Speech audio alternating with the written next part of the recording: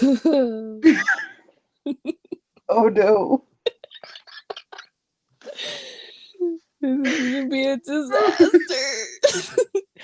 What's going on, ghosties? Welcome back to Tales of Spooky Coffee House.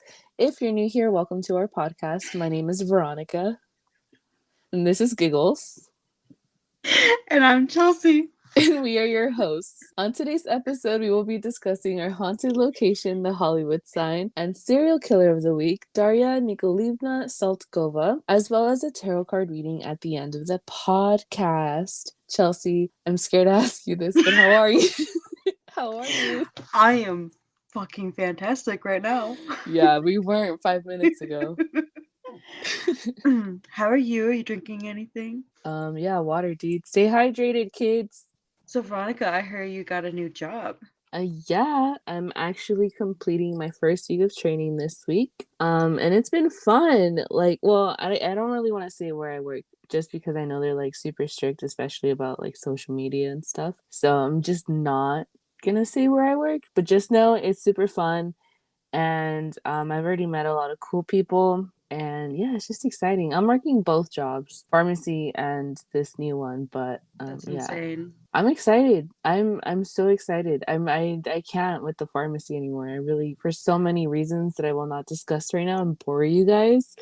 Well, and also, like, you see, that's the thing. Like, you already find it boring. Like, you're already, like, ready to get out. And then you have this new job, and it's really fun. And so when you go back to pharmacy, like, on a different day, you're going to be like, what the fuck? Yeah, because like pharmacy, like I have my 401k there too, so it's like I'm just gonna keep that job. Like the pharmacy is gonna be my side hustle, and then I'm gonna be working this other job, part-time to full-time. But yeah, what's going on with you, dude? What's new with you?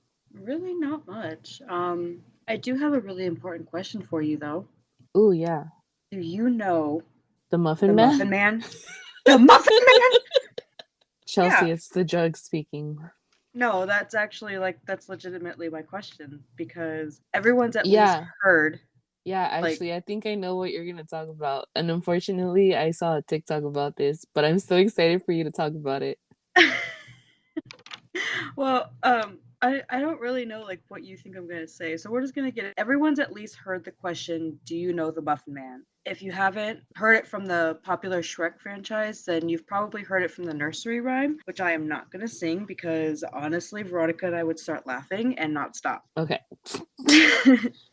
So I don't know if you know this, but a lot of nursery rhymes are based on horrific stories. Like London Bridges, no, not the Fergie song, but the actual nursery rhyme was actually about the attack on the bridge by the Vikings in the early thousands. No reaction from that? Well, as you were saying that, I was thinking about the rocking my baby on the treetop. Like, who the fuck puts a baby on the top of a tree? You know what I Yeah, mean? yeah. Well, have you ever heard of Mary, Mary, Quite Contrary? No, Mary, Mary, Quite Contrary, How Does Your Garden Grow? no. Anyways, it's this really cute nursery rhyme, and it's actually about Queen Mary the First of England and how she had a really bloody reign. And actually, she was the inspiration for the popular Bloody Mary game. Ooh. But also, do you know Ring Around the Rosie? Yeah, that one I know. Okay, do you know that's about the Black Plague? I believe so, yeah. I think I've heard about that one before. Yeah. So I mean, there's so many. I started writing a book in high school about a witch that every time you sang a nursery rhyme, she would come and do the thing that was sung. Mm-hmm. So, anyways, so the Muffin Man is believed to be an English Renaissance serial killer during the years of 1589 and 1598. The story goes that he supposedly killed 15 children and 7 bakers who were his competitors. The children would hang around his shop and he wanted them to go, so he would lure them in with a muffin, which he dragged back to his shop before he would torture and kill them. So the thing that I wanted to talk about, the reason I brought it up is that these allegations spiraled across the internet. Like you said, you saw it on TikTok too. Mm-hmm. And anyway, the TikTok was saying like how the rhyme was real or whatever, and it was an actual serial killer. It's actually just a really elaborate and well told story. Mm-hmm. And the amount of people that I've seen that are like, oh my God, like this is real. Have you seen this? Is so ridiculous. I I had to like make sure, like, for our listeners that see it, it is not real. Okay, listen, I myself have been a victim of trusting the internet. Don't do it. Don't do it. Because I allowed TikTok to convince me that there was no such thing as pasta Alfredo in Italy, What? and that you could only get, or no, that pizza comes from Rome, and I was like, I thought that was from Italy. And then I was asked, where do you think Rome is? And then, anyways, don't be too hard on Oh our god. ghosties, okay? People make mistakes, and we trust a little too easily. Well, that's just like I got really excited. I saw a TikTok today where it's if you hold down the number 2 button on a microwave for like 5 seconds, it'll beep and then it won't beep anymore, like at all. Mm-hmm. And I got really excited and I went and I was like, John, come watch this, come watch this. And it didn't happen. He just looked at me and he goes, fascinating. Oh man. The level of disappointment was so high. I was like, finally, the microwave will shut up. You know what? But I thought that was real too. I didn't try it, but I mean I believed it. So don't Yeah. be too hard on yourself, okay? Anywho, so I do have a couple questions for you, my friends. Okay. Oh, also, I don't know if any of my new coworkers are listening. If you are, hey, I warned my coworkers about you. About me? Yeah, about you, you freaking weirdo. Anyways, okay, But I'm your widow. stop embarrassing me, Chelsea. My coworkers are listening. All right, question number 1. Who is the most embarrassing person you've ever had a crush on? You don't have like anyone that you ever liked that you look back on and like cringe. What I'm trying to think of right now. I don't know if it's because I'm just not thinking of anybody or if I'm too. Oh, um, I don't know. I don't think any of my crushes are embarrassing. I don't even know who you've had a crush on. Oh. Who? The Jonas Brothers. That's not embarrassing. Back then, the Jonas, it's having a crush on the Jonas Brothers from back then. That's embarrassing. If you have a crush on them now, it's fine. They're hot, but like, But also, they were like that was our age group. shut the fuck up. Listen, ew. It was so cringe seeing all of you obsessed with the Jonas Brothers and knowing every flippin' song, man. I still know every flippin' song.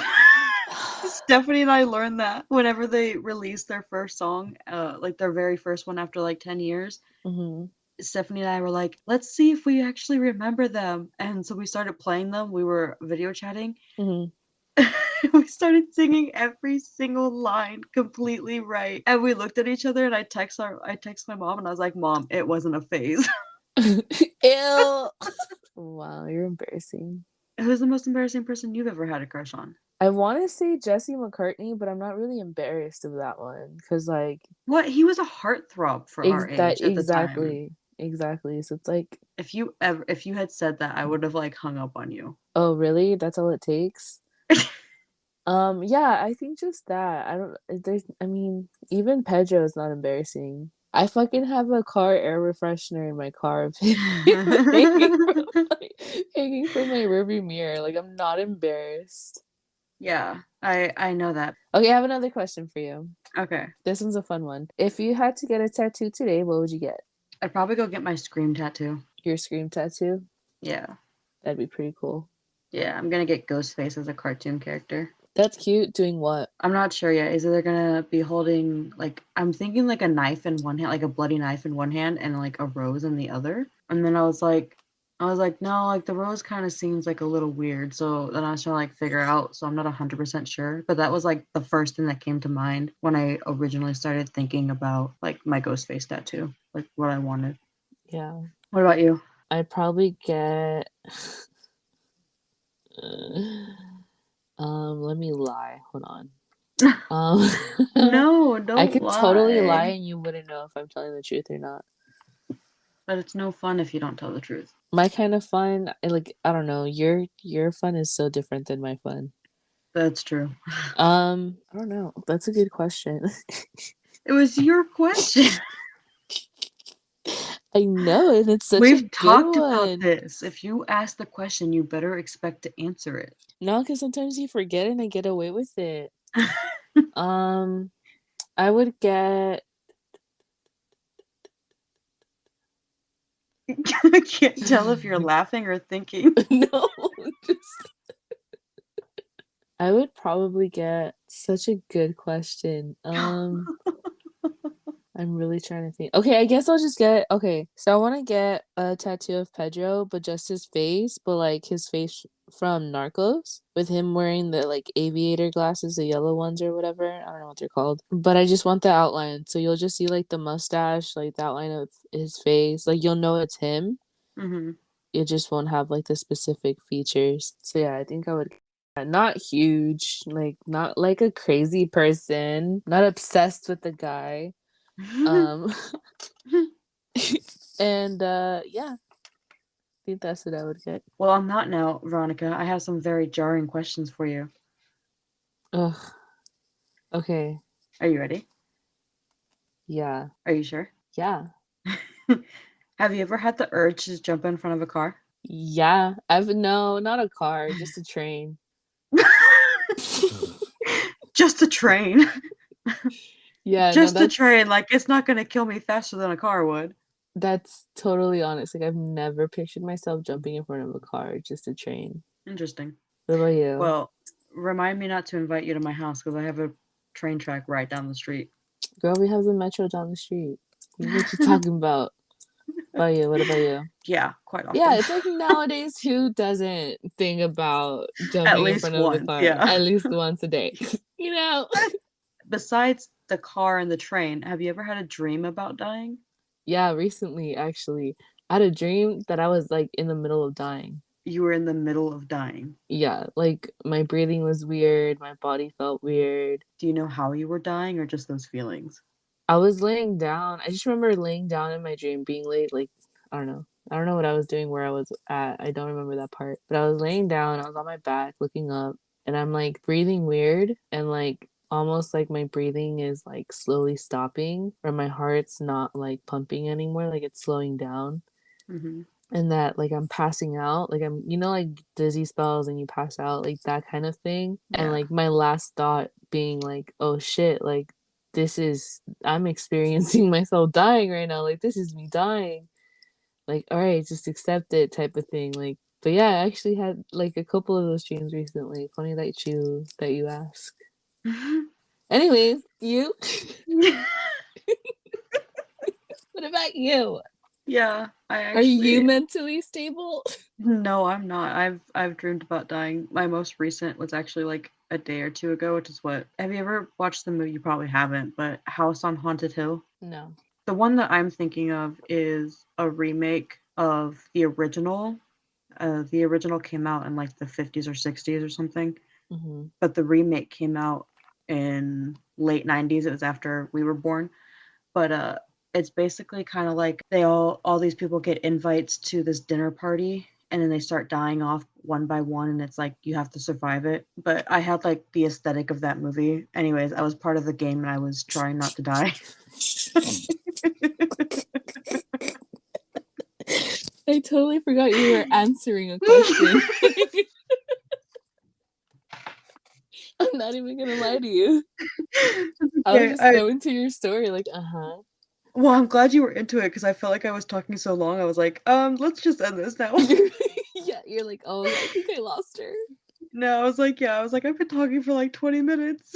Anyways, my last question for you. Have you ever had a dream about killing somebody? Remember, this is a dream. You can be honest. No, I'm genuinely trying to remember if I have. I don't remember ever having a dream of me killing somebody. Just as somebody dying. Yeah. Like I had a dream once back in sophomore year of high school, and I had a dream about my best friend at the time, and she had died in my arms. And I woke up so upset that I called her and I forced her to tell me. I was That like, she was "Hey, okay. yeah." I was like, "Hey, I know this is crazy, but I need you to tell me that you're okay." And she did, and I was like, "Cool, bye." But yeah, no, never of me killing someone. That's just not in my like brain. Yeah. So, do you want to get us started on the haunted location of the week? You're so funny. Think you're not gonna answer that question. Oh my, I may be high, but I'm not stupid. The answer is yes. Now, let's get started on the haunted location. Ooh, We're leaving it at that for legal me, purposes. huh? Me? Oh, I think about that all the time. That's fucked up. All right, my haunted location will soon be haunted by yours truly. That's dark. Yeah, it is. It's just a joke. You can laugh now. All right, so the Hollywood sign is an American landmark and cultural icon overlooking Hollywood, Los Angeles, California. It is situated on Mount Lee in the Beechwood Canyon area of the Santa Monica Mountains. Spelling out the word Hollywood in 45-foot tall white capital letters and 350 feet long, it was originally created in 1923 as a temporary advertisement for local real estate development, but due to increasing recognition, the sign was left up and replaced in 1978 with a more durable all steel structure. So isn't that funny? The Hollywood sign wasn't even up because like Hollywood. It was up because it was an ad, like an advertisement. How boring. See, Right. you could be anything you want, guys. This ad became a star. A historical landmark. Exactly. You could be a historical landmark. Among the best known landmarks in both California and the United States, the sign makes frequent appearances in popular culture, particularly in establishing shots for films and television programs in or around Hollywood. Signs of similar style but spelling different words are frequently seen as parodies. The Hollywood Chamber of Commerce holds trademark rights to the Hollywood sign, but only for certain uses. Did you know the most recent change or like parody that they did on the sign? No, I don't. It recently someone changed the letters or like, messed with it to say Hollyweed. Oh, you know what? I did hear about that. I don't know if that was the beginning of this year or sometime last year, but I know it was It, recent. yeah, I think it was last year. It's like early last year. All right, so a little question or fun fact, really. Did you know that the Hollywood sign, when it was originally put up in 1923, it actually said Hollywood Land? You know, I do briefly remember somebody telling me that before. Yeah, so it used to be Hollywood Land. Ew, so 50s. It kind of like it does. Like it sounds kind of like a 40s, 50s type of name. But they were ahead of their times from the 20s. Yeah, definitely. So, yes, the Hollywood sign is haunted, and I'm going to tell you about one of the deaths that occurred at the Hollywood sign. For a second, I was like, oh, damn, she's predicting. Ew, shut the fuck up. Sorry, that got dark too. What's wrong with this? So much. Go, continue. Okay. Go, go, go. So, this is what I found online about the death that occurred at the Hollywood Sun. On the 18th of September, 1932, a woman was hiking below the Hollywood Land sign when she found a woman's shoe, purse, and jacket. She opened the purse and found a suicide note, after which she looked down to the mountain and saw the body below. The woman reported her findings to the Los Angeles police and laid the items on the steps of the Hollywood police station. Later, a detective and two radio car officers found the body in a ravine below the sign. Entwistle remained unidentified until her uncle, with whom she had been living with in Beechwood Canyon area, identified her remains. He connected her 2-day absence with the description and the initials P.E. written on the suicide note, which had been published in the newspapers. He said that on February 16th, in September, she had told him she was going for a walk to a drugstore and to see some friends. The police surmised that instead she made her way to the nearby southern slope of Mount Lee to the foot of the Hollywood Land sign, climbed a workman's ladder to the top of the H, and jumped. So the cause of death that was listed by the coroners as multiple fractures of the pelvis. And the suicide note, I'm gonna read it to you guys as it was published. It's very short. I am afraid. I am a coward. I am sorry for everything. If I had done this a long time ago, It would have saved a lot of pain. PE. Ugh, that's That's sad. heartbreaking. Why are you doing this to us? Why? Because I feel like the tarot card reading, if you guys don't already know, it's for me.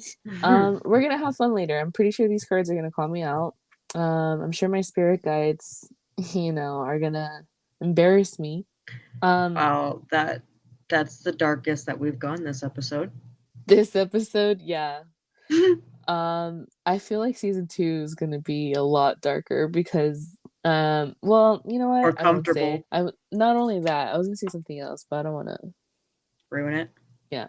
So yeah, that's the history of the Hollywood sign and the actress that committed suicide there. I do have a story of my aunt who actually went hiking behind the Hollywood sign, and she was with a bunch of her girlfriends. And she was telling me that they were hiking up and that she stayed behind to take some pictures or selfies or something like that. So the rest of her friends were like walking up the hill ahead of her. And my aunt was telling me that I guess someone was asking her for something, but she didn't hear the lady. So she was like, "Oh, I'm sorry, what?" And that she was like mumbling, like it was weird. And I was like, I don't like this story because this is creepy. Like this is probably just a crazy person. And she pretty much tried telling her like, sorry, I don't understand you. But like what was weird is that the third time around, she was like, oh, I just wanted to know how far I am from the end. Oh, because And that's not creepy at all. well, it's a Or trail. suspicious. It's a trail. That's how my aunt was taking it. Like, oh, the trail, yeah, you have this much more left. And so my aunt starts walking up to the rest of the girls, and the girls were like, who are you talking to? And she was like, that lady was asking how long there is left of the trail. So, like, when my aunt turned around, she wasn't there, and her friends were like, bitch, you were talking to yourself. I just got chills. Like in my head, I was like, it would make a really great story if she said like the lady just disappeared and then you said it and I'm like, oh my god, that was real life. Sorry. What just I'm so happened? intrigued by that story. So, Great that's story. crazy though, because you know what I've seen? Thank you. I've seen videos of like security guards, that are like talking. I talked about it at the Roosevelt Hotel. Remember the security guard went down to the pool area and he started talking to someone, but when they reviewed the footage, he was There was talking no to one there. himself. Yeah, there was no Yeah. one there. That is insane. Yeah, it is. And to think like it happened to somebody you were so close to. Yeah, I don't, Asko, I That don't like it. that's what makes it like more believable for like you and me. Because like Yeah. if somebody else said it, be like, that's cool. But Like, yeah. So, anyways, that's the Hollywood sign, ghosties. Very short, but very interesting nonetheless. Chelsea, would you like to take us into the serial killer of the week? sure. So the serial killer of the week, we are actually going to be talking about Russia. Oof. Yeah, kind of controversial topic right now. More specifically, we're going to be talking about a Russian serial killer from the late 1700s from Moscow. Darya Nikolayevna Saltykova was born March 11th, 1730. She was a noblewoman who was well known for torturing and killing her female serfs, which are slaves. She's sometimes referred to as the Russian Blood Countess, and that also references back to Elizabeth Bathory, who we discussed in episode 25. Mm, She was like the Russian version of the Hungarian Bathory, hmm. basically. So she married a nobleman. I believe his name is Gleb, but I've heard like different. Glib. Yeah, I know. I've heard like so many different pronunciations, but that seems to be like the more common one. Together, they had two sons, Theodore and Nicholas, which normal names, thank you very much. So Darya was widowed in 1755 at the age of 25, and she became the richest widow in Moscow. With her husband's death, she inherited a large estate where she lived with her sons and a great number of serfs. Besides that, very little else is known about her early life before the incident occurred. Or I should say incidents. So, sometime during the early years of her widowhood, she began an affair with a young man named Nikolai. I'm not going to say his last name. However, it ended like rather abruptly and it left her bitter and angry. And the relationship came to a halt after she discovered that he was in a relationship with a young girl and had secretly married her in a church. Oof. So that infuriated her beyond bearing, and she tried to kill her lover and almost succeeded. Instead of turning her over to the police, he and his new wife decided to just run to his relative's estate, and from there they left the country. Wow. Yeah. So Darya wanted to kill them both, but because the opportunity was lost, it's believed that she took out her anger and bitterness on her serfs, specifically like young women and girls who reminded her of the lover. So she considered them her rivals, and she began torturing. Trigger warning. Um, for sure. She tortured children and pregnant women by beating them, breaking their bones, ordering them to be left out in the forest naked. Uh, She was known to pour boiling water over their bodies, and it's even said that she trampled the belly of one of the pregnant women. I can't. Yeah. So while she did kill men, those deaths were very infrequent. And among all of her victims, there was only 3 men. So I want you to keep that in mind, okay? Okay.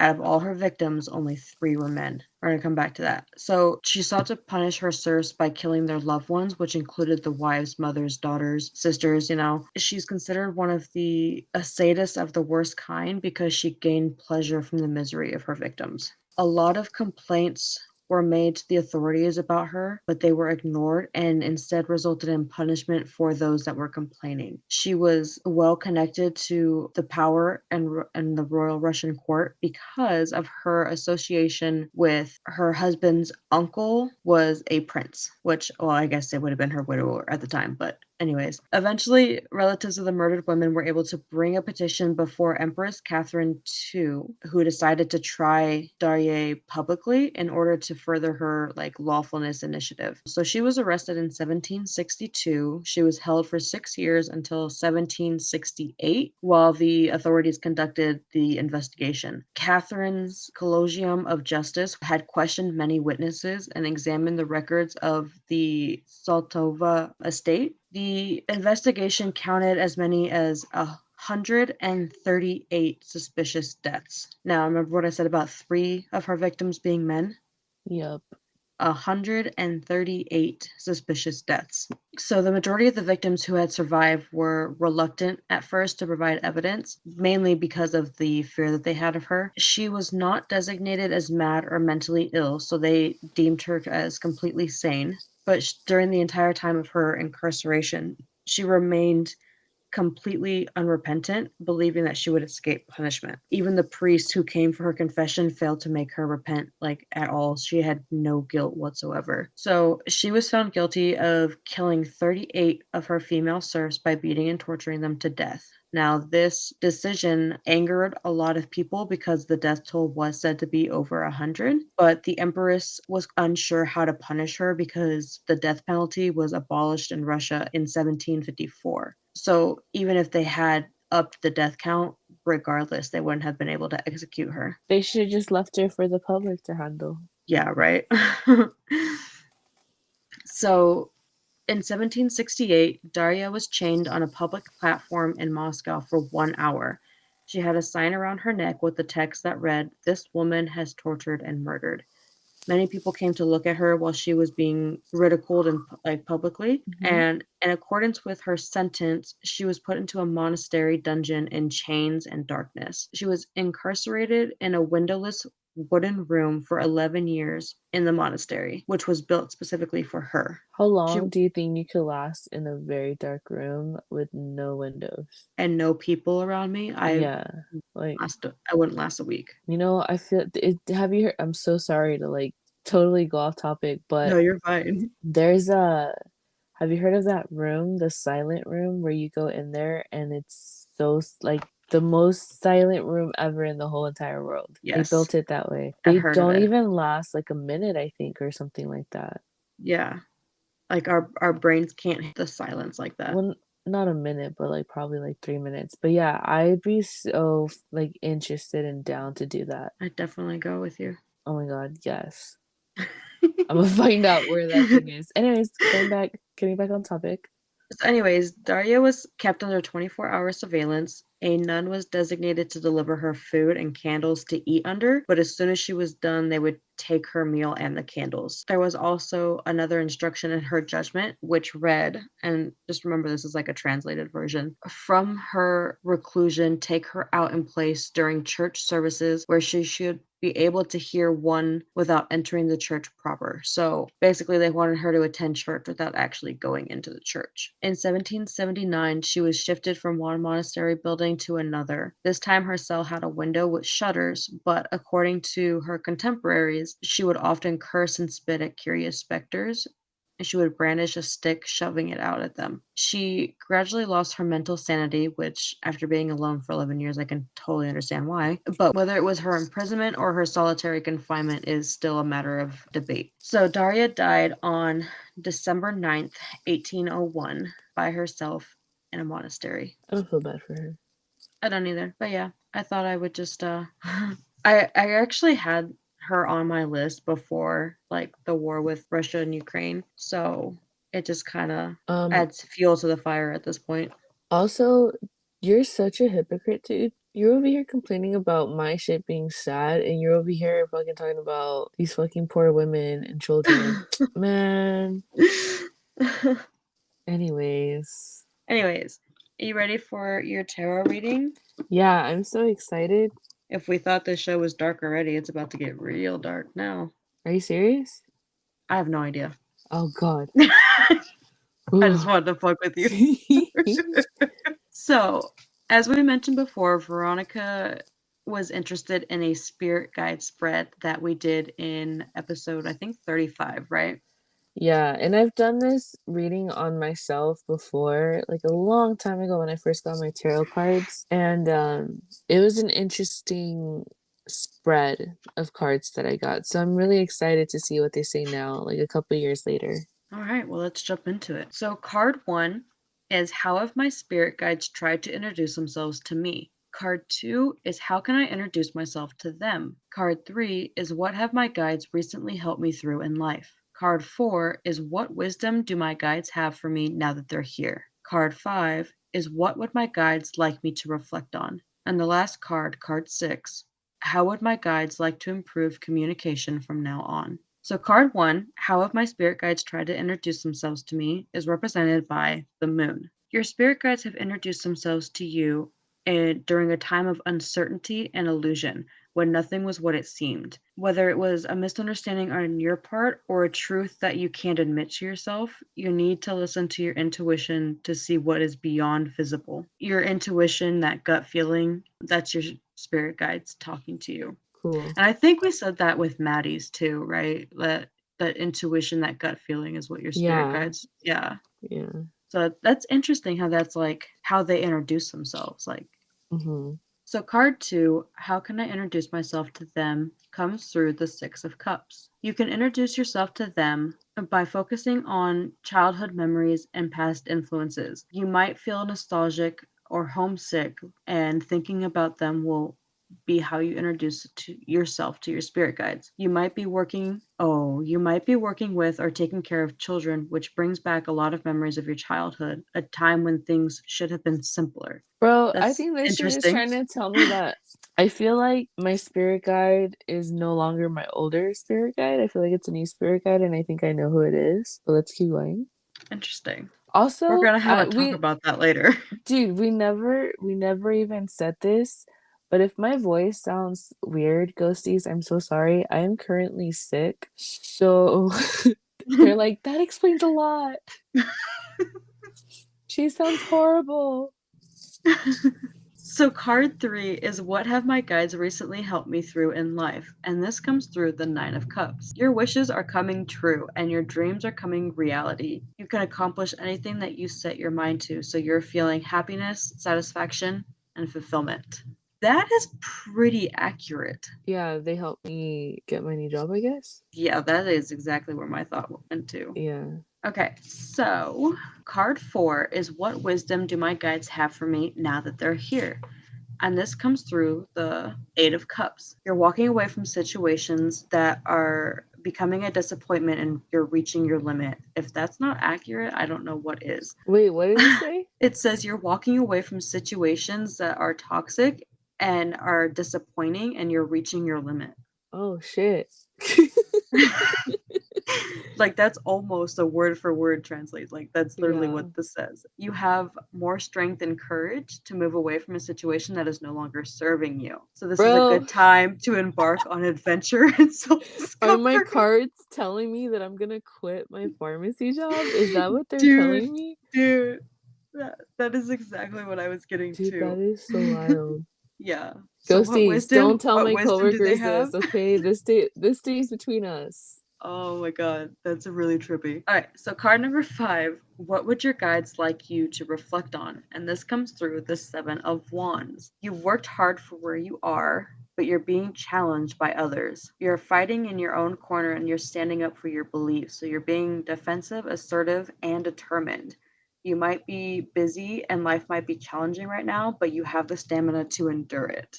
I think my guides want me to reflect on the The strength I've changes. had and yeah, on the changes and stuff that like has just been going on. All right, last card. How would your guides like you to improve communication from now on? And this comes through the Six of Swords reversed. You may be resisting change and you might feel stuck or trapped in a difficult situation. The lack of progress is affecting you mentally. So, what is it that you find hard to let go? You need to examine what keeps you from moving on and consider why you need to make the change and what patterns are no longer serving you. All right. Okay. Chill, chill, Dude, chill, you chill. got so called out. I thought I was gonna get called out in a different way, but damn, this one's like, because legit, the whole storyline is, Is my job isn't really offering me much, and I am tired of it mentally, and it's just so hard to let it go. But like, what's hard let it what? go, let it go. Sorry. Are you done? Yeah. I'll put you on a timeout, Chelsea. At least you didn't say you were gonna spank me. What the fuck? Why would I say that? Okay, keep going. I'm so confused. Because parents spank their kids when they're being bad. Um, anyways, anyways, Let's not do this again, okay? yeah. So yeah, I don't, like, what's so hard to let go, if I'm not really benefiting from that job. But I don't know, I guess I have my reasons, and I guess eventually I'll let go of it. But at least I do have this new job that I'm gonna put all my effort to in trying to move up and do the best I can there just because it's a fun job, for once. Yeah. But I see what my guides want me to focus on right now. It's very, very fucking on point. You know this. Yeah. Yeah. That is wild. Okay. That was fun. By Thank like you. card 2, I was like, damn. I thought I was gonna cry or something, but it's more like annoyed. Like, yeah, I Yeah. know, okay? I Yeah, it's the know. cards kind of seemed annoyed. Like it was just like, come on, like this is happening. Just acknowledge it and fix it. I'll do it on my own time and terms, okay? Chill. Anyways, thank you, Chelsea, for that. No problem. Appreciate it. And I always have fun when you do my readings. I need to do the readings when I'm in the state of mind that I am right now because Yeah, I've I've realized never I'm done more it. open. Yeah, yeah. Okay, I've never done. Okay, all right, cool. Story time. I've never done a tarot reading sober. Okay, I never did it in the beginning. Like from the first tarot reading I've ever done, I've never been sober. And I remember one reading, it was a reading that I did for myself where I'm talking, I think it was this reading, like I'm pretty sure it was this one. And the card pretty much said like how can I better communicate or connect with my spirit guides? It was like you have to be in a state where I don't know, it was just something like It was like 5 minutes ago. something meant like it was just I don't anyways, never mind. Anything else you'd like to say, Chelsea, before I happily end the episode? No, get us out of here. I wanted to end. Oh my gosh, ghosties. We're sorry. Anyways, that being said, Sorry, and thank you, ghosties, for joining us this week. Make sure to give us a follow on our social media. If you want a free tarot card reading from us, feel free to DM us. We will choose one lucky person a week. Guys, we only have a few more episodes left of the season. Yeah. And I hope you guys are going to miss us. We'll be back next January 2023. Yeah. What? No, I don't know why you did that. Get us out of here, Veronica. Get us out. I'm sorry, it's getting harder to see. Why does it say You don't your need name? to see, you just need to speak. I don't know. I was thinking that too. Anyways, we are your hosts. I'm Veronica. And I'm Chelsea. Have a spooky weekend. Talk to you guys next week. Bye. Bye.